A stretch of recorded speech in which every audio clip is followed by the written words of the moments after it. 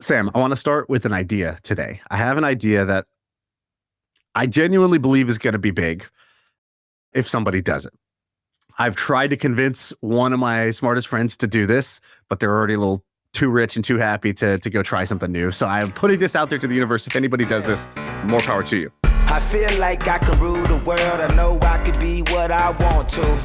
I put my all in it like no days off. On the road, let's travel. The funny thing about this idea is that it started off on one of our drunk idea episodes, which we do from time to time, where we take half-baked ideas, kind of bad ideas, but maybe there's a nugget in there that's interesting. And we call it drunk ideas, where we both get a little tipsy, we pretend to be at least, and we pitch each other ideas. What was the drunk idea? So the drunk idea was called Better Than Google. Do you remember this one? Is that the Facebook group? It's the Facebook group. I joined it. I love it. Are you in it? Yes, I love it. They didn't accept my request. Oh man, I'm sitting here pending still. So here's an example. Yesterday there was this woman who wasn't that pretty, and she was 23 years old, and she was like, can I or should I get Botox now? Will I look prettier? And she posted her face. And there was all these very positive, not necessarily positive, you do or do not need it, but we're not going to make fun of you, but here's the pros and cons. The premise of this, to back up a second, there was a Instagram influencer. I think her name's Amber Lancaster. And Amber Lancaster is a Instagram mom. She's got, a million followers or whatever. And she had created this group. And I think she kind of created it, but she's very hands off with it. It's not a very calculated thing that she did. And so the group is called Better Than Google. And the premise is inside this group is 17,000 kind of millennial moms, her audience, people who, because I was asking my wife, I was like, what is the group? And she's like, well, it's just a bunch of moms who are we're all kind of in our 30s. We all want to have a good life, be a good mom, be a good spouse, watch good TV shows, be healthy. We just have a certain set of things. We're just trying to have a certain quality of life. And in doing so, if you put a bunch of those moms together, then they can really help each other out. It's better than Google. If you ask a question here, you're going to get better than Google type of answers. Here's an example question. Has anyone found an effective way to get rid of cellulite? I'm pretty petite and I work out daily, but my leg still has cellulite. And it has 30 comments of people discussing how they did or didn't get rid of cellulite.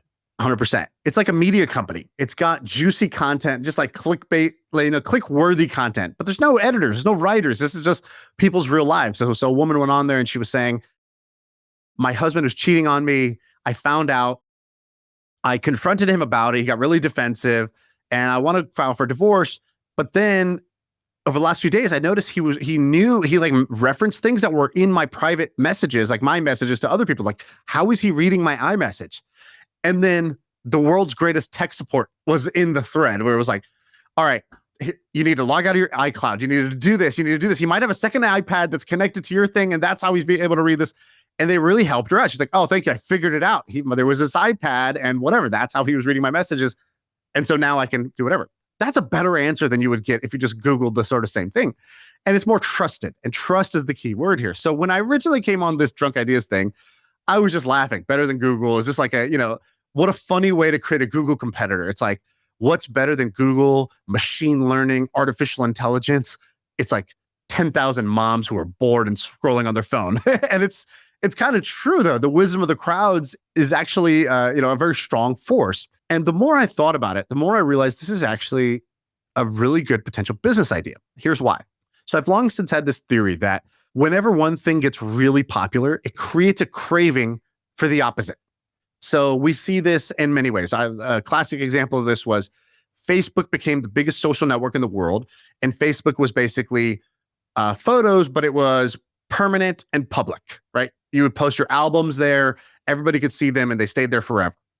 Well, as Facebook got more popular, it created the need for something like Snapchat, where you would have photos that are impermanent and not public, private, right? And so Snapchat succeeded, but it wouldn't have succeeded unless Facebook had already shifted the way that culture was working, and it almost created a craving in people for the opposite.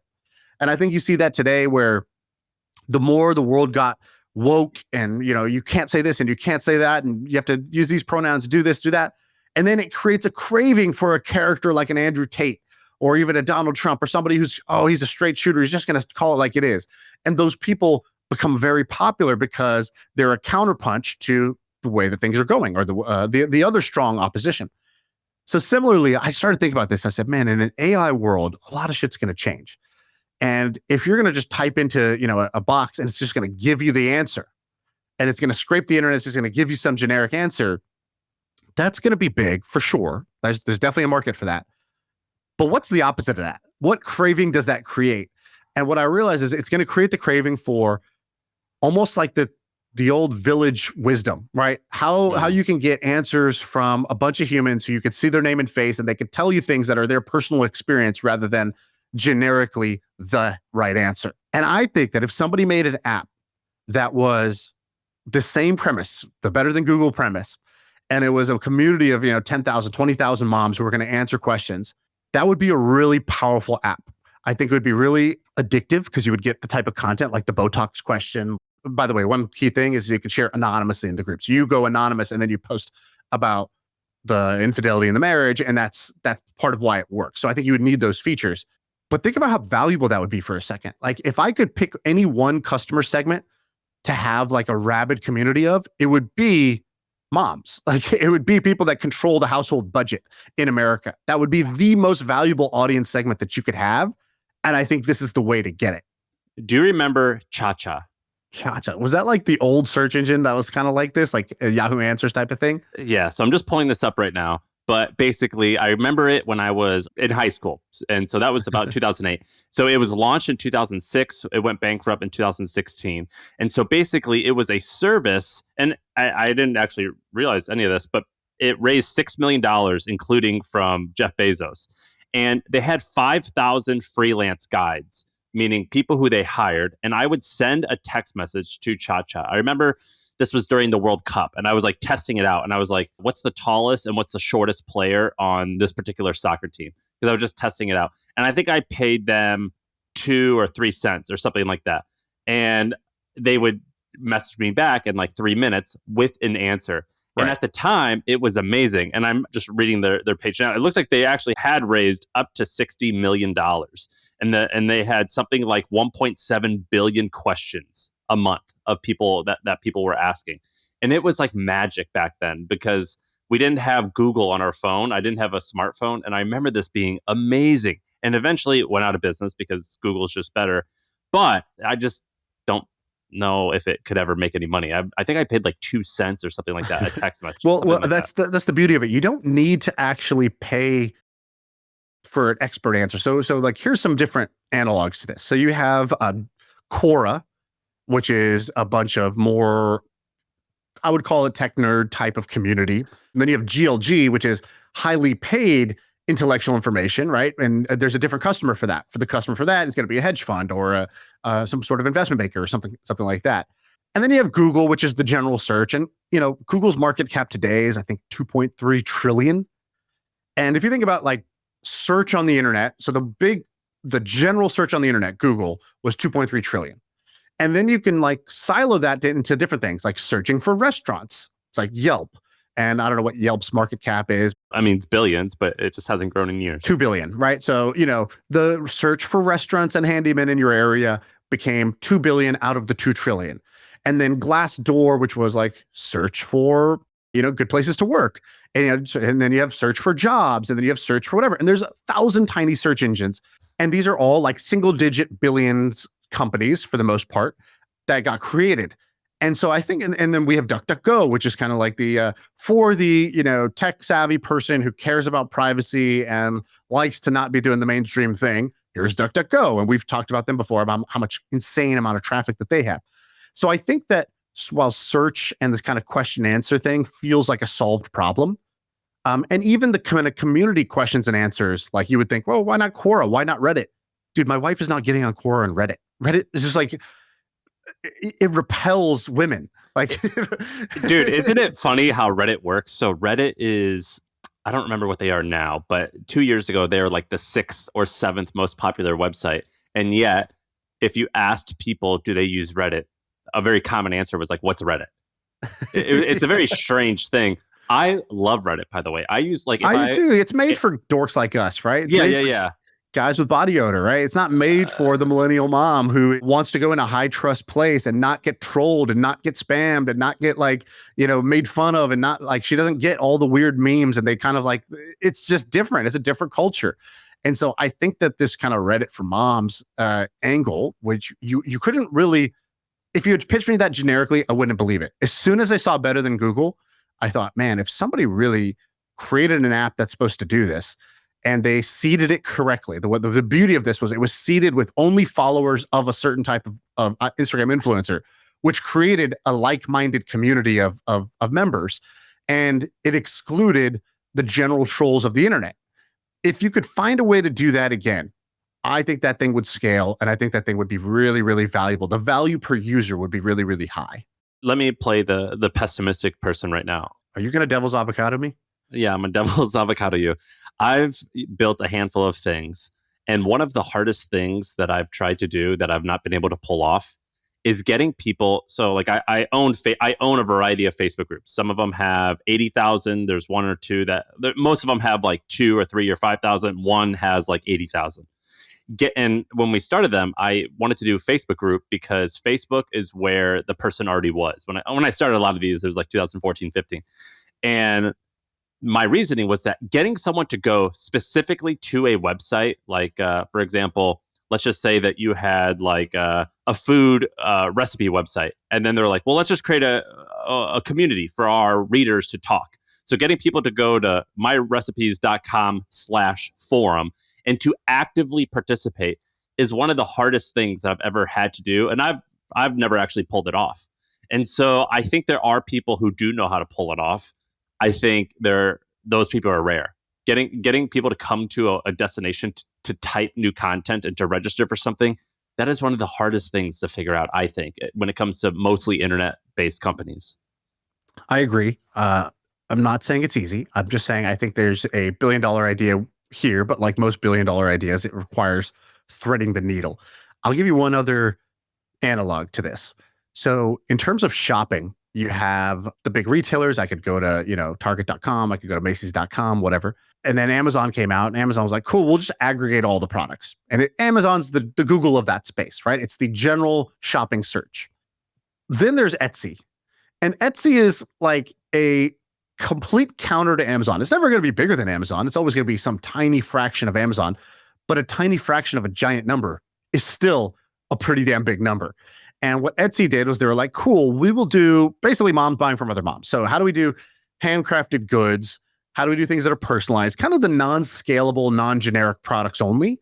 And you could see the maker. Here she is. You could trust her. She's got her little shop. And so let anybody create a little shop and sell to other people who like to shop. Kind of that same flea market type of vibe. And Etsy's totally succeeded because it was so different. And I think in a world that's going in a hyper fast speed towards AI, just tells you the answer. It's hyper intelligent. This is generically the answer for things. I think it's going to create more than ever the desire for more of the Etsy feel, where it's like, yeah, cool. But what if I just wanted 100 other people like me who might have been through something like this to tell me their recommendations? So another thing that's really popular in this group will be like, hey, I got like an Amazon gift card. What are your best finds on Amazon for me? Here's my waist size. Here's my chest size. Here's whatever, like what will fit me well. And they'll just be like, oh, here's really good Amazon finds that are like clothes that are actually like pretty good fitting and actually going to last long, but are still good on a budget. How are you seeing this stuff? Are you like, hey, wife, give me your phone? And like you scroll on hers? Or is she like saying like, oh, hey, check out this? She'll show me things, right? So first it was her showing me and me being like swatting away the phone. Like, I don't care. Who cares about this? Like, and she's like, no, like this lady was looking for somebody. And then she asked the group, and then the group found that person that she had bumped into at the bus stop. It was crazy. They knew it because of the description of the shirt that he wears. And somebody said, wait, I think I know that guy. And I'm like, all right, whatever. Who cares about this story? And then the fourth or fifth time I was like, okay, every time I've paid attention to what my wife is really into, I'm like early to something that's actually like a very valuable investment. What's another example of that? I mean, the ecom brand that I started was very much in this vein. But in general, there's like, this is not new, like Stanley mugs, right? Stanley mugs now are like all the rage. And like 2 years ago, she just kept talking about this and like kept being so excited and wanting to show me about this like jumbo, oversized, over expensive mug that she bought. But this is like one of like 1,000 examples of these types of things. And so, yeah, anyways, this type of stuff I've learned that I should not ignore, because she is really high signal when it comes to, she's a consumer, and she's a specific type of consumer that is the opposite of me, right? I am like an internet native person. I'm an early adopter of products. She's the opposite. But the things that do kind of pass her filter, there's something there. Are you still using... Is your wife the same way, by the way? Like, is that a signal for you? No, it's not. And why is that? I mean, my wife is a young millennial or an old Gen Z. I guess she's 31. And so typically it's with like TikTok trends. So like, for example, remember the Hawk Tuohy thing? Like I had to be like, dude, what the hell is this about? Like, what is this thing? She's like your Urban Dictionary. Yeah. If it's like, there's some new like singer named like Charlie X. She's like, so this woman's going to be like a huge deal. And I'm like, why? She's like, well, just all my friends are talking about it and it's popular on TikTok. And so we do it like that. So no, but not like business stuff. Like, like those golden goose shoes. Do you know those shoes? Those are so stupid. It's like fucking dirty shoes that are $700. Those are so dumb. She was like really early on that too, on that train. And then like another one. No, because she's vegan. So that was like another thing, that she was vegan like a lot earlier than before the plant-based became like a bigger deal. And so I used to be like, okay, great, high maintenance. Where do we find like milk or butter or like any of the things that you need to do stuff? And she would find these niche brands. She'd be like, oh, I really love Oatly. Oatly's really great. And this was before Oatly was like in coffee shops and all that stuff. And Oatly was this brand that's like, I don't know, it was like a Swedish brand or something in Europe. And nobody ever heard of it. It's got this funky bottle. And I remember, like 7 years ago, and she was showing me all these plant-based products. And then these creators who were really small at the time, but they were plant-based creators that are now all huge because plant-based recipes became very popular. Another version of this was Kayla Itzler, who we talked about on here. I don't even know how you say her last name, but she's like the fitness influencer. Yeah. So when I was like, hey, do you want to like do like, I don't know, like should we get a trainer? Let's work out together. Dude, my wife was doing that shit too. Did she buy the PDF? First, she bought the PDF. I'm like, you're using a PDF to work out? She's like, yeah, it's great. And I'm like, a PDF? You paid for a PDF? You don't pay for anything. And she's like, I just really trust her. I'm like, who is this random woman in Australia? Like, who is this person? And then sure enough, she then creates the Sweat app. Sweat app then becomes like a multi-$100 million app. And again, I was kind of like, dude, why are you paying attention to this random Instagram influencer? Like, she's not even like a real trainer. Like, why don't you watch these videos, or why don't you go to this official certified thing? But no, her trust was in a certain type of person.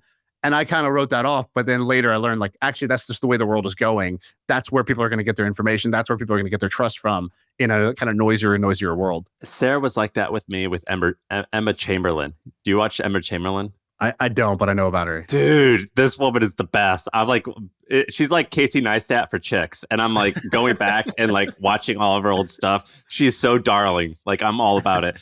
By the way, are you still using OpenAI every day as a search engine? Yeah, not just as a search engine.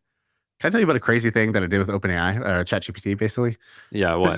Like, nobody else is going to care about this, but I think, whatever, I give a shit. And I think you will find this interesting too. So I've been playing around with the idea of writing a movie. And so but I've never made a movie before, not a filmmaker. Play. Never written a script, never written a screenplay. I thought about play, but I had a specific idea for a movie. There's a book that I wanted to buy the rights to turn into a movie. And so I've been like down this rabbit hole trying to do that. Do I know what book it is? You don't say it, but do I know what it is? Yeah, I can't say it, but yes, you would definitely know it. And it's like the rights have bounced around from big studio to big studio, and it just never got made for one reason or another. Oh, COVID happens, and then production dies, or oh, this person's on board, and then they get canceled, and the project stalls out. And I'm like, I can't believe this has not been turned into a movie yet. And so, anyways, I'm in this like really like interesting path right now where I'm trying to acquire the rights to like create a movie.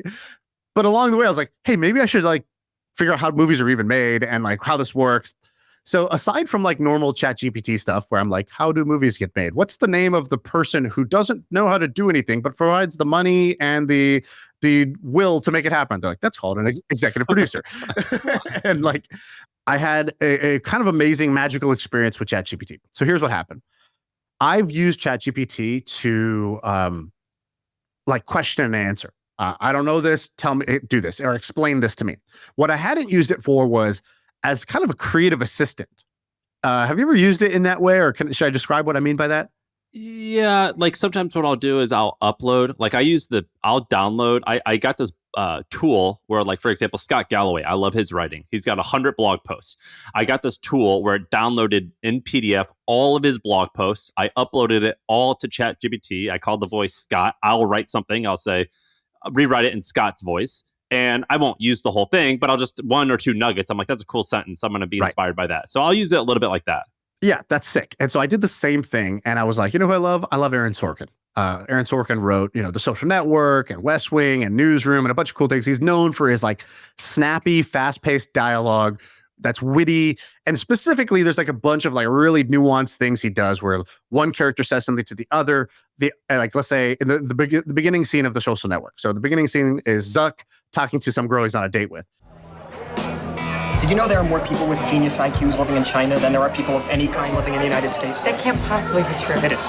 What would account for that? Well, first, an awful lot of people live in China, but here's my question. How do you distinguish yourself in a population of people who all got 1,600 on their SATs? I didn't know they take SATs in China. They don't. I wasn't talking about China anymore. I was talking about me. You got a 1,600? Yes. I could sing in an a cappella group, but I can't Does that sing. mean you actually got nothing I wrong? could row crew or invent a $25 PC. Or you get into a final club? Or I get into a final club. From a woman's perspective, sometimes not singing in an a cappella group is a good thing. This is serious. On the other hand, I do like guys who row crew. Well, I can't do that. I was kidding. Yes, I got nothing wrong in the test. Have you ever tried? I'm trying right now. To row crew? To get into a final club. To row crew? No, are you like, whatever, delusional? Maybe it's just sometimes you say two things at once. I'm not sure which one I'm supposed to be aiming at. But you've seen guys who row crew, right? It's an awesome first scene. She's still catching up on the SATs in China, but he's like moved to the next part. And it creates these little misunderstandings, this little bit of tension. And it's part of why the dialogue really keeps you, because it doesn't feel rehearsed. It feels genuinely like two people kind of in a quick conversational rally with the ball back and forth. It makes a non-fast-paced scene feel fast-paced. Exactly. The whole scene is like 7 minutes or something long. It's a long scene, which is a long time in a movie for just two characters just be talking to each other. That's usually like breaks a rule of film where you want to break it up with action and movement and all these other things to keep people's attention. But he doesn't do that.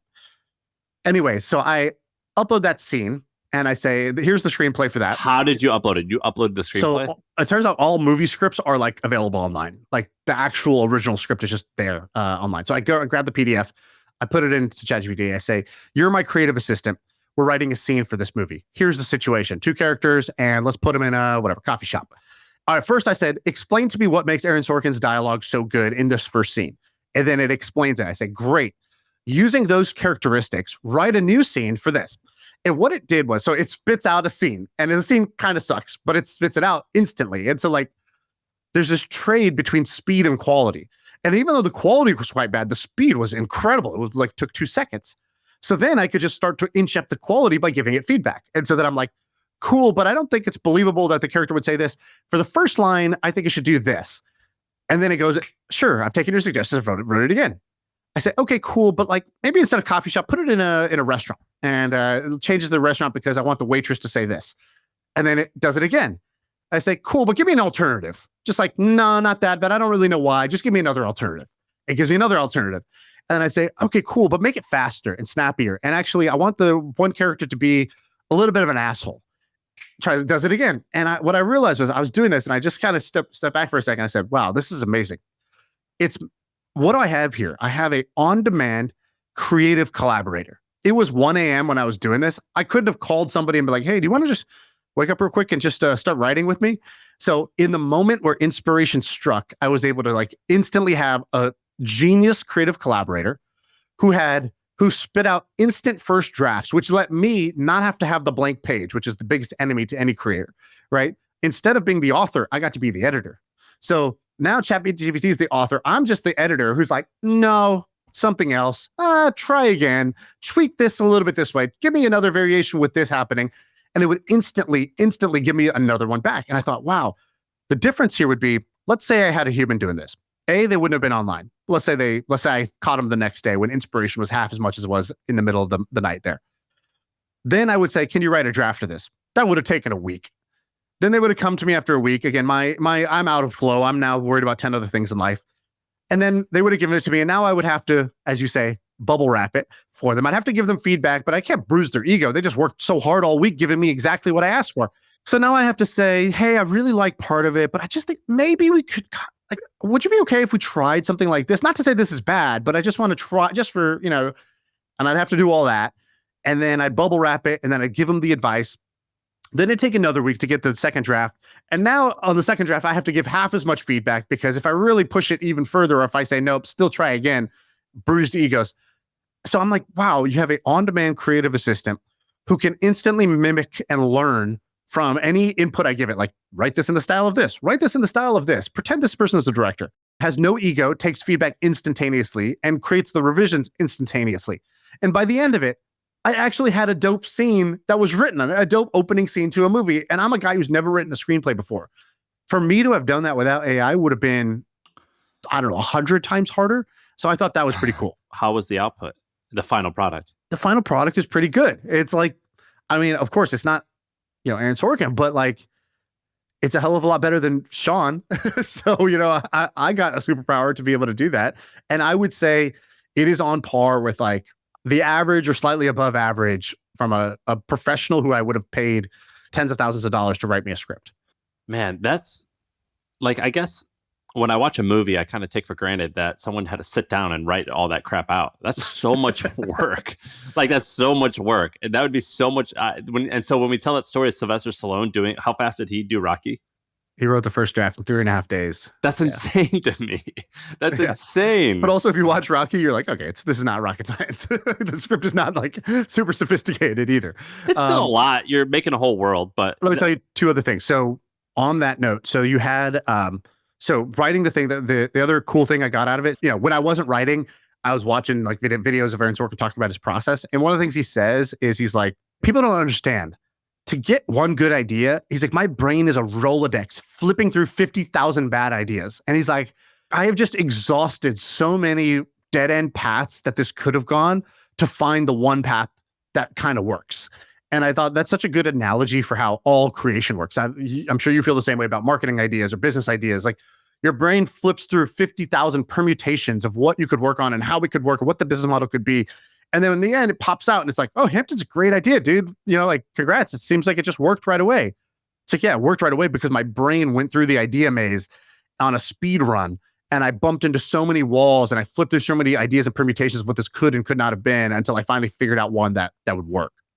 Yeah, and it's like magic how it comes out. And it's crazy that we talk about the shower thoughts. And it's like, it is weird how I spend so much time thinking about something and all the permutations. And then when I'm out on a bike ride, it just like, wait, why didn't I think of that? And, and it just kind of it is like a magical process. And if I had to do that for a script for money, that would be very hard. Do we have to do a shill real quick? Yeah, let's do it. Speaking of writing, Shaan, if you're trying to get your writing out there, the way that Sam did it, the way that I did it, the two businesses that we built, that we sold, and probably, I don't know, some of the simpler, easier, would you say the simpler, easier businesses that we ever made? The simplest was a newsletter business. And if you're going to do a newsletter business, back when we started it, back when you started the hustle, for sure, you built a bunch of things. I had 3 engineers on staff. And we had to build everything. And then I had like 2 or 3 growth people, and they spent half of their time filling out Excel sheets to try to just track all the information. Right. Or build a referral program, or, go, and then you had 20 people in ad sales, right? Like going, just try to generate revenue. Oh, I think we had like 15 people in ad sales, and then we had like 3 people supporting them. All just so we basically, when we sold the company, we were going to do about $20 million that year in revenue. And we had something like 35 people, but only 2 writers.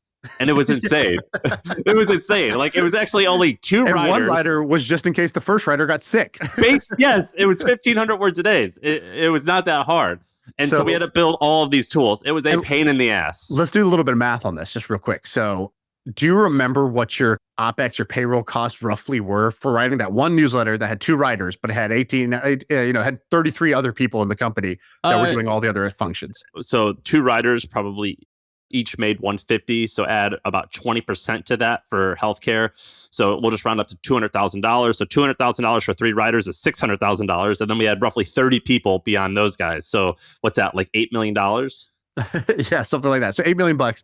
And just the engineers part, right? Because I remember you were building like a tool that would segment the audience. You were building an A/B testing tool. You were building all these little features to be better at your newsletter. You lived in San Francisco at the time. A San Francisco engineer, even with the Sampar special, scrappy, find somebody, convince them that this is the dream, 200 grand each. Right. So you're paying basically 600 grand just on product cost. And the products weren't even that good. Like, I'm not a tech company, but yeah, I had exactly. It was hard. So not your core competency. Well, instead, how much does Beehive cost a month? I think Beehive's like $99 a month or something like that. And they got like a free plan too.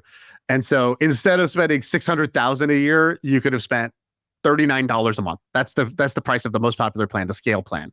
And with that, you get the ad network. So they'll do your ad sales for you. You get subscriptions. So you put a paywall in and you can actually do subscriptions. You didn't have to build that feature. You get a website builder. You get all the email automation so that when somebody signs up, 60 minutes later, you send them this. And 1 day later, you send them this. And then after they refer a friend, it automatically sends them this. You have the referral program, which was huge for you, huge for us, and required basically like 1.5 to 2 people to run on our side. You didn't have an engineer, did you? We didn't have an engineer because Beehive was out when we started the Milk Road. So we just used Beehive. But half of these features didn't exist when we did the Milk Road. So I remember when we were building it, we were like, hey, do you have this automations feature? Do you have analytics that will do this, this, and this? Do you have surveys or polls? So at the bottom of the email, we would always write, how was it? And it was 5 stars, 3 stars, or 1 star. And we used that to basically give feedback to the writers on like what worked, what didn't in each newsletter. And we could actually measure the quality of the writing, the quality of the content. And now they have all those features. So if you want to do a newsletter today, no brainer, use Beehive. It's beehive.com, BEEHIIV.com. The only downside is their name spelling is really hard. But everything else once you get past the name, everything is gravy. All right, let me tell you a quick story about someone who I spoke with the other day. And it was kind of a life-changing conversation. So for Hampton, we have this podcast called Money Wise, where we get people to come on and they explain all their finances, whatever. Spill the beans about the beans. You know what I mean? Yeah, I'm stealing that one. Thank you. That one's now mine. And they like break down their whole portfolio, whatever. But this woman I talked to, have you heard of this company called Solidcore? No. I've been described as that person, but never at company level. I bet your wife has heard of it. So her name's Anne Mahlum. So Anne is probably 41 right now. And so let me tell you her story, because this was like mind-boggling to me.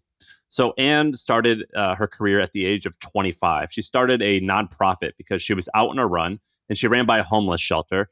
And she was like, I would love to figure out a way to help these people.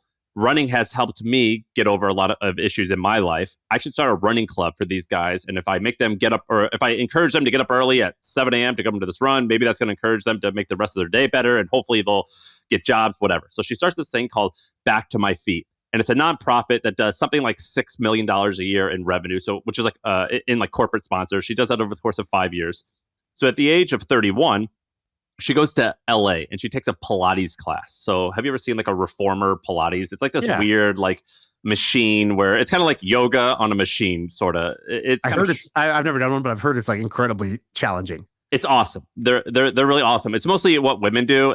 But after talking to Anne, I'm actually going to start doing it because it sounds pretty great. And she goes to this class and she was like a pretty intense runner. And I think she did weightlifting. And she kind of was like, I get hurt every 6 months. I just expect that that's part of the process of being an athlete. She starts doing these classes and she's like, this is awesome. And the class was really cute and darling, whatever. And she was like, I want to do this. And so up until that point, she had saved $175,000.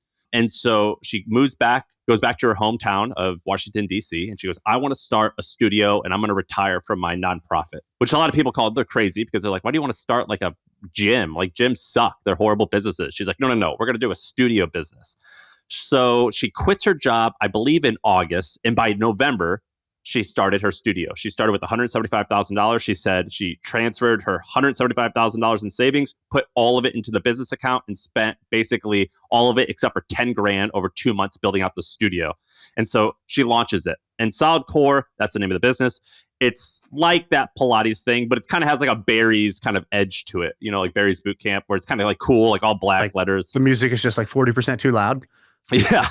Yeah. Like it's like intense. It looks like a nightclub. Yeah. It's like cool. And she starts this thing and in month 1 does $90,000 in revenue. And the reason she started it was she was just doing the math. She's like, look, like the way that this business can work is I have my Pilates instructor. I don't even need like a front desk person. The front desk person doesn't need to be there because we have classes going throughout the day. And if I have like 15 of these reformers and I do 8 classes a day, that adds up to $3,000 a day. I think I could fill this up 7 days a week and get to 90 grand. And she does that in year. And did she tell you how she did that kind of 90 grand month one? Was there like, how did she get the customers to come to this new place? Yeah, just like flyers and stuff, just like telling all of her friends. Like it was like super grassroots. And if you do the math, it wasn't that crazy. I think her math was something like I need 15 people in every class or something like that. And it wasn't that crazy. And she also was really good at branding. So these women would go to these classes and they're like, this is awesome. I'll see you guys next Tuesday. You know what I mean? Like they wanted to do it over and over and over again. So in month 1, it does $90,000 in revenue. She says that she kept growing it. And by year 2, she goes, I was able to pay myself $1 million in salary. She goes, this thing took off because my costs were so low. I basically just had to build out the studio, which wasn't terribly expensive. And I had to buy these reformers, which are like the machines. And she's like, our cost basis was awesome. We had a very efficient operation. And so we're in 2013, she launched it. By year 2016, she has 11 studios. Still, to this point, has not taken any outside funding. Keeps growing it. In 2020, shit happens where like everything hits the fan. COVID happens. They have to pause the whole business for a couple of years. However, leading up to that, she had taken a little bit of funding, and along the way, she had taken PE, where she took a little bit of money off the table. So I think it was something like she was paying herself like $2 million a year, but then took off. I think she raised $18 million, of which 6 went to her. And then she raised another like $20 million, and then another 10 went to her. And then finally, after 10 years, she eventually has sold the whole business for something like $250 million. And across all of the rounds, she had taken off the table something like $90 million. And so this woman's like crazy successful. However, the big takeaway that I had from this lady, and I have never met someone with such a great growth mindset. And let me give you an example. After I sold my business, I was interested in real estate. I learned everything about real estate, or at least enough to kind of feel confident investing in it. I start investing into it and I get scared. I get real nervous. I'm like, man, I just put down a lot of capital. Like, this isn't exactly working like I thought it would be working. Like, it's not always up to the right. And I got afraid and I bailed. And I've done this many times. Have you ever done this where like you learn about something, like you'll learn about like, let's say fitness. And you're like, well, if I do this for 6 months, but then you're like in month 1 and you're like, this is never going to work. She did not have that. I've never met someone like her that trusted the process so much. And she would tell people like in year 2 or 3, she's like, I'm building this business to sell. And so we're going to do this. And then by year 5, we're going to be here. Year 8, we're going to be here. Year 10, I think we're going to get like $200 million. And here's an example of what she said. When she originally she had saved $10 million. She bought a piece of land and developed a home in the Dominican Republic for like $4 million in total. Sold that property after like 2 years to Albert Pujols for like $9 million. And I was like, that's crazy. You did half your net worth on this. She's like, yeah, well, I just like studied a bunch of experts. I read a ton of books and I just like felt like I knew how to do it. And I've never met someone who has such faith in the process. And I was so inspired by that. And now she's got over $100 million or around $100 million, and she's investing in all these interesting deals. And she's like, yeah, well, you want to allocate 10% of your portfolio to this, this, and this, because I need a little bit of a high risk stuff in order to off balance my conservative stuff. And that sounds very logical. And academically, that makes a ton of sense. But when 10% is $10 million and you're doing $2 million bets or whatever, that's a very nerve-wracking thing. But she was so good at dividing her emotion from like her logic side of her brain and trusting the process. I was incredibly inspired by this woman. You have to follow some of the stuff that this lady has to say. She's so interesting. Also, she looks very cool. Got a cool haircut. She's like a walking brand. She will kick your ass is the vibe that I get from her. She's a very strong looking woman. Yeah, very cool. So crazy story. I didn't realize how big this was. I mean, it's crazy that there's a fitness chain this big, this successful that I just never heard of. Dude, it's even bigger now, by the way. I believe, was it KKR? I think KKR bought it. And now there's rumors that they're going to try to sell it now for $800 million. So her business, I guess it's not hers anymore. She sold it. In 2024, they're projected to do $150 million in revenue. and 50 million in profit. And Anne on the pod, she was like, I have the most profitable fitness studio because we do, we just kept it lean. Like we just don't have too much excess stuff. Well, it just seems like they must have figured something out on the marketing side that's they're just not spending a lot on marketing. Right? We should. They'll be like, and of course, the annoying answer, everyone, oh yeah, it's just got a lot of word of mouth. And it's like, God damn it. Word of mouth is like the worst answer to hear because you're like, great. Nothing I can do about that. All right. Like I have to go back to the drawing board and create a more viral concept. I have to create a more remarkable concept. I have to make my product so much better. It's like the last thing you want to hear as a marketer is, yeah, it's just really organic. It's like saying I was genetically blessed. Unfortunately, that's how it feels to me, at least on the other side. Whenever I hear that, well, we don't with the MoneyWise podcast, we don't talk too much about like getting customers and all that stuff, but we should have her on here because I did like off air. I was like, "How did you do that?" And she goes, "I am world class at branding and community. That's what I do. I know how to do that. I was built to do that." And so she didn't tell me all the tactics, but I believe that's how it grew. That stupid answer of word of mouth. But we should actually have her on and ask her all about this. She's super fascinating. And if you Google her name, she's very transparent about finances because she's like, young women aren't taught this. And so I'm just going to like be transparent about this. So like she's under talked about. She's not talked about a lot. I never heard of her, never heard of Solidcore. So super good. So I'm glad you put her on my radar. This is really cool. The question I have is, it seems like your takeaway was, I've never seen somebody have so much, what did you say? Like so much faith, or what did you call it? Like first you said growth mindset, then you said trust the process, but okay. The business made $95,000 the first month. The process was trusted. What do you have to trust? It's working right away. Like to me, trust the process is it's not working. It's not working. It's not working. It's not working. And then month 29, it finally turns the corner. That's trust the process. But that's not how people truly feel in reality. So like with the hustle, when we crossed $1 million a month, I still felt like fairly uncertain. If you talk to, you talk to a lot of people, I talk to a lot of people, like you could have a big business and you're still like, it's still teetering. I don't know if this is going to work out. You know what I mean? You still have that feeling. Yeah, but you still kept going. It's not like you abandoned ship, right? So I think it's pretty, even if you have doubts to me, of course, you're going to have random doubts that creep in, or you're going to have some uncertainty. Will this work? If it starts working, will this last? Those are natural questions. I guess I think a lot of what she did is awesome. And in fact, the first thing you said about having a growth mindset to me made a lot of sense, as in she just had the confidence and faith in herself to go do something completely different, put her entire life savings into it, and trusted in herself that she would make this work. I think maybe that's more what you mean.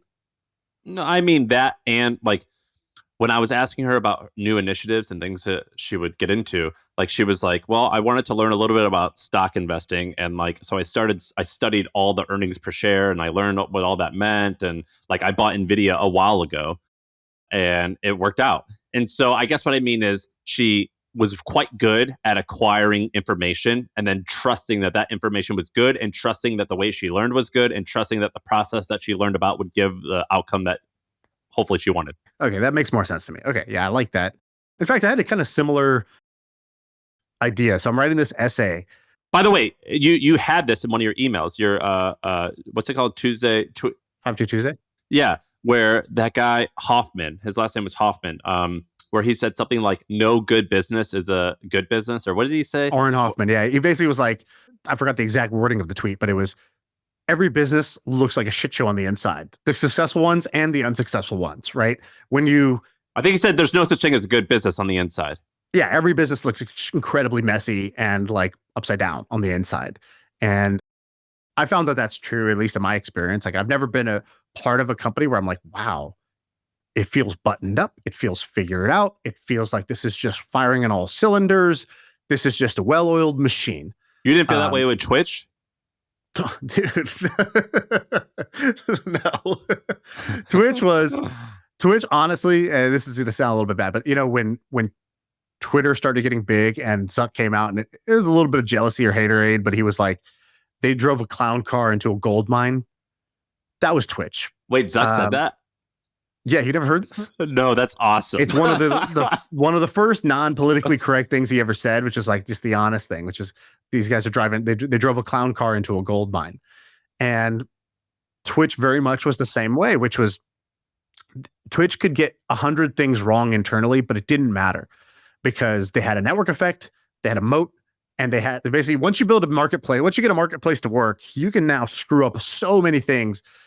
And they just got more popular as gaming grew. So it was like, I would see just bullshit going on internally, just wasted efforts here, bad strategy here. And then COVID happens and everybody's at home playing video games online. Boom, business takes off. And you see, we're trying this thing to create growth, trying this to create growth. Nothing is even working. Nobody has any fucking clue how to grow this thing. Fortnite becomes the biggest game in the world, played by everybody. And Twitch grows like crazy on top of Fortnite because what Emmett and the team had done early on, they got right. And even then, probably, I'm sure, I wasn't there, but I'm sure many things felt broken or unfigured out at that time. But they got the core thing right, which was they created the biggest marketplace of supply and demand of content creators for video gaming content and consumers. And that gave them the privilege, the right to be wrong. They got to fire so many shots on goal after that didn't even have to work out, didn't have to be well executed, because the more popular gaming got, the more people were online being content creators, the bigger Twitch got. And so they were just, then the analogy we used internally was, we don't create the waves, right? Every time somebody did the growth analysis, it's like all the things that caused growth were exogenous factors. It was not some feature we created that drove growth necessarily. It was the popularity of a specific game, or it was a new device gets released and now the new PlayStation drives, a big boost in whatever, or the new gaming PCs, or the chips get better, which make it easier to stream while you're playing because the graphics cards can now handle both. And so there was always these exogenous things. And the analogy we used internally was we are the surfer. We are out there paddling, waiting for waves. And when the wave comes, it's our job to be ready to surf it and not wipe out. But let's be clear, we don't create the waves. And internally, we all wanted to create the wave because you want growth to be a button you can push. But in that business, that's just not how it worked. And by the way, a Twitch diehard person would totally disagree. I'm sure they would be, shaking their fists saying, no, we were great internally. And, we improved the conversion rate and the discovery rate and the retention rates. And that all causes growth. So there is like a counter argument to it. But I think on the whole, I know what I saw. I know what was going on inside of there. It's not like, by the way, that's what I thought I would find. I thought I would go from my messy startup where I'm an idiot and I created a huge mess over here and I got 20 people and I don't know how to do anything. Oh, I'm going to go to this company that got bought by Amazon. It's a multi-billion-dollar company with seasoned executives. Now I'll go learn how a business is supposed to look on the inside. And instead I was like, man, this is not it. We're on a tangent. What were you going to say? Do you remember? Oh, I'm writing this essay called Who's Your Elon? And I wrote this because I have this philosophy that you are what you admire. So pick and choose what you admire because your body will start to gravitate towards that. And I think as founders, the default, the factory setting that you get wired with when you decide I'm going to be a founder is cool. Then you should want to be Elon Musk or Steve Jobs, right? That's the North Star. Would you agree? For most people, like it's just the default factory setting for entrepreneurs. Yeah. And before Elon, it was Zuck. And before Zuck, it was Steve Jobs. And before Steve Jobs was or Bill Gates or whatever. Like that's kind of like the transition here. And so Elon today, he's the GOAT. And it makes sense. He's built badass companies that change the world. Tesla, SpaceX, PayPal, OpenAI, even actually he helped create Start. He's the richest entrepreneur in the world. He's the most famous entrepreneur in the world. He seems like a badass because he goes after these hard problems in these big markets. And he's just doing cool shit. Electric cars, launching rockets that will land themselves on a tiny boat in the middle of the ocean. Like he's incredible. Convincing dozens of women to have his children. And then convincing the rest of the public that it was cool, that he was just doing his part to save civilization instead of like just impregnating everybody around him. So he's incredible. But also, I don't want to be him, right? Because like his family life is a mess. He seems super stressed. Like his schedule is not the schedule I would want. Like if you want those trade-offs, great, more power to you. It's not the trade-offs I would choose. And so I think it is important. Did you see when he tweeted out where Zuck was doing like the surfing thing on 4th of July? And Elon was like, that's cute. I'm busy working. I prefer he can have his parties on his yachts. I prefer to work. Oh my God. That was the lamest shit I ever heard. Also, somebody replied with a great tweet, thing. They posted the analytics of how many tweets and likes he had done that month. And it's like, I prefer to work. And he's like, tweeted and liked like 1,000 times that month. It's like, bro, you're not working. Yeah. Anyways, I think that Elon is great in many ways. If he's your North Star, more power to you. But if he's not, it's important to pick who is your North Star. And I guess you were talking about this woman, Anne, and how we kind of admire that she was able to just like fearlessly go in and learn new things, have the confidence, learn just enough to be dangerous, but also move on and like have multiple chapters in her life. I realized that was my answer, is somebody who's more of a polymath, somebody who they walked into Disneyland and they said, I want to ride all the rides. They don't spend all their time just like perfecting one ride. They're like, I only have a certain amount of time on this earth. I want to go ride all the rides. Who are examples for you? So like the historical example is like Ben Franklin. So Ben Franklin, like, he had his scientist era. He invented the bifocals, the Franklin stove. And then he created the best newsletter of its time, right? He invented a newspaper, the Pennsylvania Gazette. And then he was a founding father and he was in politics and he helped write the Constitution. And also convinced many women to have his babies. Of course, that's a prerequisite. He then was the CEO of the U.S. postal system for a period of time. And then in music, he invented like a musical instrument. He influenced many people. Mozart, Beethoven said that Ben Franklin influenced them. No way. Like, what really? a guy, right? Like what a fucking legend. And so I hear that and I'm like, dude, that sounds epic. Like if I could think of what does the top of the top look like, that's really cool. And there's modern day examples. We had Jesse Itzler on the podcast. And when Jesse's episode, you can go watch it. It's I don't know what episode number, but go on YouTube and just write Jesse Itzler, My First Million. This is a guy who was like, I'm going to be a rapper. He's a white Jewish rapper. And then he becomes a corporate jingle writer. And then he's an entrepreneur, creates a coconut water brand and a private jet brand. And then he's like, fuck it, I'm going to get really into health and fitness and running. And he becomes an endurance athlete. He lives in a monastery with monks. He has David Goggins come live in his house. He wrote books. He married Sarah Blakely. He's got 4 or 5 kids. Seems like a good dad. When I called him to prep for the pod, he was like, wrangling, herding sheep, trying to get to the soccer game or soccer practice that day. And, I just find that really interesting. People have had these multiple different arcs and careers in different zones and genres. There's a guy, Neil Centuria, who I really admire. He's in San Diego. How do you spell his name?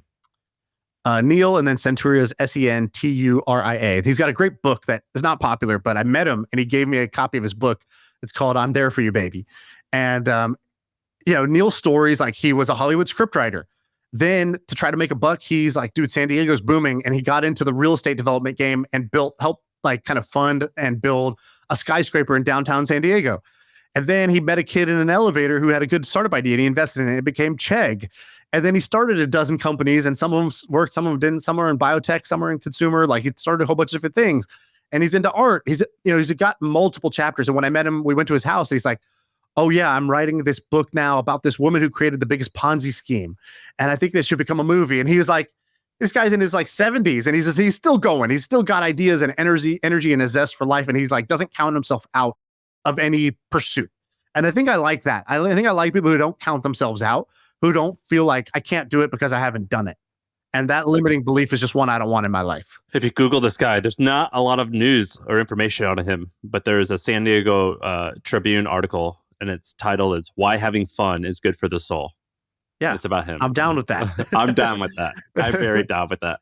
Have you seen the Ben Franklin TV show on Apple? I watched the trailer of it and then I just didn't feel it hooked. Is it good? Should I watch it? If you're a history nerd, it's awesome. And okay. But he just fucking partied. He was like, they're trying to convince the French to like join the American Revolution. And do you know that scene in The Office where Michael Scott and Jan go to this dinner at like an Apple Tuesday to convince that man to do their business? And Jan wants to get down to business. And Michael talks for like 2 hours, right? Yeah. He's like, hey, you guys want to get some Baby Back Ribs? And he starts singing the Baby Back Ribs song and they all get drunk and he's partying. And then at the end, he does the deal. And Michael's like, I fucking told you, Jan, this is how it works. Right. That's what Ben Franklin did. He basically went over there with James Madison and James is all buttoned up and they're like, let's do our thing. And he's like, no, dude, we're going to party. Let's go to the parties. And they get wasted. And like there's scenes where like him and other diplomats are like pissing together on when they're like drunk at a party. And like while they're peeing, he's like, hey, so the American Revolution, we could use your help. Like it's things like that. Like you see that he was like a pretty smooth dude and it's pretty awesome. It's a great show. I thought his biography by Walter Isaacson, I thought it fucking sucked. I'm one of the few people that thought it sucked, but his autobiography is pretty good. But yeah, Ben Franklin's all right. He's the man. Okay, what else we got? I'll do one more quick thing. This is just a quick funny thing. I don't even want to say it's funny. Interesting. So Rejuvenation Olympics. Do you remember when we talked about that? Is that the steroids allowed Olympics? Is that what that one is? No, that's the Enhanced Games, which is Sorry, also got it mixed up. Which is also this is also a freak reverse. show. This is the reverse aging Bryan Johnson thing. Yeah. So The leaderboard. we originally found Bryan. That I take pride in that. I've said that many times. We were on a couple people early. Bryan's one of them. Dude, you keep saying it, and it actually destroys the value that we had in finding him early. Because it's kind of like Jason Calacanis, the third investor in Uber. It's like, it would have been cool if you're like, Jason was, if somebody else says, Jason was actually the third investor in Uber. But when Jason says, as the third investor in Uber 1,000 times, it's like, dude, we get it. Now you're overcompensating. I think that's what's happening here with we discovered Bryan Johnson. Look, I don't have that many discoveries, so I feel good about this particular one. But Bryan Johnson, we talked about him a bunch of times. We had him on the podcast. You went to his house. Really interesting guy. Originally, when we talked to him, we brought up the Rejuvenation Olympics, and we talked about it. And this website was super janky. But now, if you go to it's much better. It still honestly sucks. I just DM'd him and I'm like, dude, your website, like, I don't know how to use it, but it's a lot better than before. Rejuvenation Olympics is this leaderboard where before he didn't have a partnership, but he would say, like, go and buy this like $800 blood work and upload your results here and do it. If you do it 3 times, we take the average, and we're going to create this thing called the Rejuvenation Olympics, where they use this one blood work to decide how slow you're aging. And so the people who are aging the slowest, based off this, I think it's True Diagnostics, based off of their test, they have this thing called like a Dune pace score, and it like measures. Well, let's just explain the simple thing. Normally, you would expect in 1 year of chronological time, you would age 1 year of biological time. So the idea with the Rejuvenation Olympics is in 1 year of chronological time, so 1 calendar year, can you age less than 1 year? Can your body age less than 1 year of kind of like cell damage, basically? Yeah. And the top guy here, his average pace is 0.56. So every year he's only aging half a year. Yeah. And so it's like an interesting thing. And it's actually a super interesting business for a few reasons. One, he actually has a partnership with True Diagnostics. But in order to be verified on rejuvenationolympics.com, you have to take the average of 3 tests. Each test is very expensive. And then in order to stay on the leaderboard, you have to like continue doing averages. So you have to like do this freaking test every quarter. So actually the expenses add up. But True Diagnostics, $500, living forever, priceless. Well, it definitely has a price if you look at some of these guys, because if you look at like I got curious and I went through the list of the people who are top on the Rejuvenation Olympics, and most of them are like you'll see like, what's that dude's name? Peter Diamandis or whatever. Yeah. Remember some rich guy. Bryan Johnson is near the top, rich guy. It's all like these like healthy people, or like healthy rich people, or who are spending a lot of money, or it's like a biohacker. So like someone whose like job is to do this stuff, and they like blog about it and they make money do it. I'm just gonna say this right now, Bryan, I love you, but I will not use this website until you link their names to an Instagram. This website is useless to me unless Craig McCall, I need to be able to click and go see who this guy is. I can't use the site until that happens. That is the only feature I need. We are on the same page, my friend, because if you look at the Instagram of the link, so there's a woman named Julia Gibson Clark.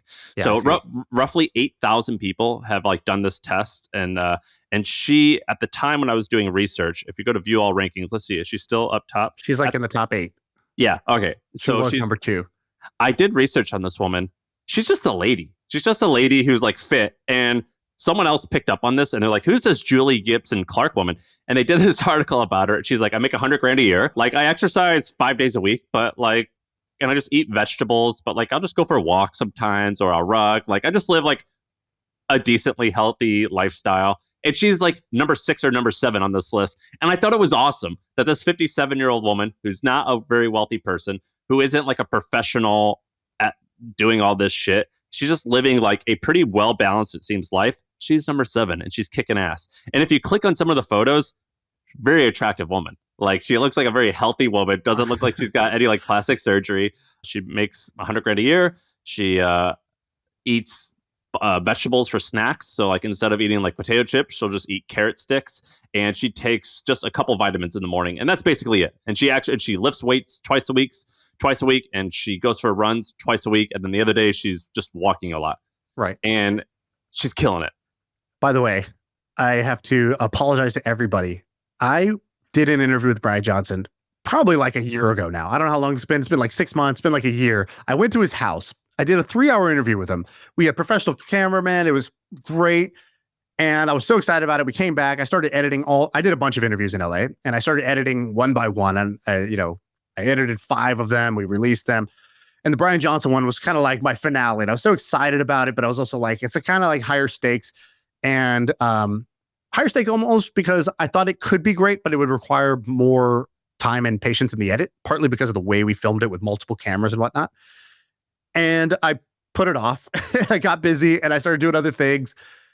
And then I just didn't do it. And I didn't release the episode. And so earlier this week, I asked Diego, I said, Diego, it is now out of my hands. I said, I'm giving you this episode. You are going to edit this and we're going to release this, even though it's been a year. Better late than never. And I said, if it's a year away. I have been the blocker of this because I initially was a perfectionist about it, which is weird because I'm never a perfectionist.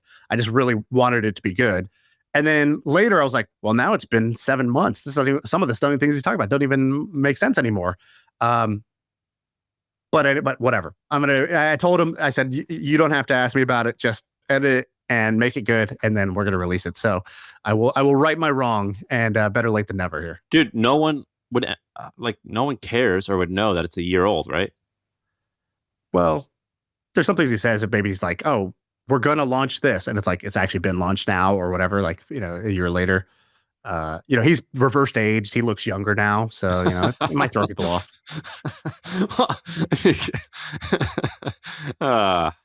Would you want to look like him? Would I want to look like him? Yeah. I mean, he's just shredded. Like when you say like exactly like him, like I don't look like me anymore or just like my body? Your body. Oh, hell yeah. Dude, all he needs is a tan. He looks so shredded that he's got an insane body. He just needs a tan. But actually, it's smart that he doesn't do the tan because, like, what I've realized is that Bryan Johnson is a marketing genius. And no shit. Whoever he's hired to run his Twitter account, which I don't think it's him because his personality he's a really nice guy, but he's not like super memey. But his Twitter game is now like really good and smart and like memes well. I think he hired a meme dealer and he's got somebody doing his Twitter because it's very smart what he's doing. No, he seems like a guy who could like study it and like implement. And by the way, I'll put one thing in the ground. I might be fooled by this. Who knows? But there's a lot of people who are like, oh, he's just doing this to make money. No. He made a lot of money. I believe he did this because it gave his life purpose after he had already made a bunch of money. I agree. And it gave him a purpose, a higher mission, a more ambitious thing to do. And he got really into it. And I think he's 100% genuine. And even if he released products that are associated with it, I think it's only to help this cause. Like, and I'm normally very skeptical. Like when most people do things and they say they're mission driven, I'm like, cool. Is mission code for money driven? Like, what are you talking about here? In this case, I actually think Bryan Johnson is one of the few truly mission driven people in this. And I think a lot of people, the more popular he gets, more people will want to tear him down. And I'm just going to put out my position, which is I believe that he is super genuine about everything that he's doing. I believe he's genuine in his intent. And I believe he is actually mission driven when he's doing this. Does anyone doubt that? Oh, there's a lot of people who are like, he named his olive oil like snake oil because so many people were like calling him a snake oil salesman because they're like, oh, you're just trying to sell us supplements and pills and blah, blah, blah. The one thing I think that might happen is I think he might be more experimental in everything that he's doing and not publish everything. I don't have any reason to say that. I wouldn't be surprised if that was true because I think he's truly going to be on the cutting edge. And also there's some responsibility in what you put out there to others. And maybe he waits until something is proven to be effective or safe before he tells people he's been experimenting with it. I think that might be true. I just think that you have to be really rich to tweet out how many boners you're getting in the middle of the night. And like he does this whole experiment where he's trying to improve how much erections he gets in the middle of the night. And he's like, only wearable worth wearing. Have you seen the wearable? It's like a ring. It's like a little like Fitbit. That's how they measure. Because that was my question. When he started putting in the data, I was like, is there someone watching? How do you know? Well, how are you measuring this? And then he showed the device. It's like a little rubber band around a stack of dimes. Yeah, exactly. Like, that's cool, but why is it so big? I don't think I'm going to need all that.